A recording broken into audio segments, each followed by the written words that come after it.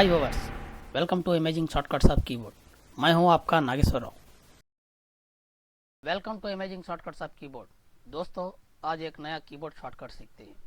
कोई फोल्डर या सॉफ्टवेयर को आसानी से क्लोज करने का 5 मेथड सीखते हैं।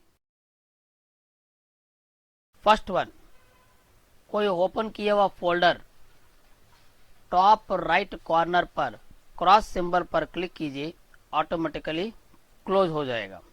सेकंड वन, टास्क बार पर फोल्डर के वहां माउस पॉइंट रखने की वजह से जो ऑलरेडी ओपन किए हुए फोल्डर्स दिखा देंगे।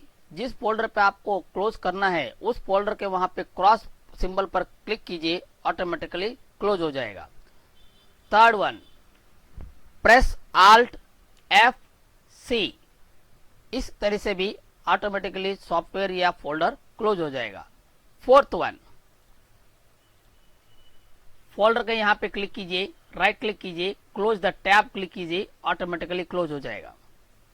फिफ्थ वन, कोई सॉफ्टवेयर या फोल्डर को क्लोज करने के लिए आसानी का शॉर्टकट है Alt F4 प्रेस कीजिए, ऑटोमेटिकली सॉफ्टवेयर या फोल्डर क्लोज हो जाएगा।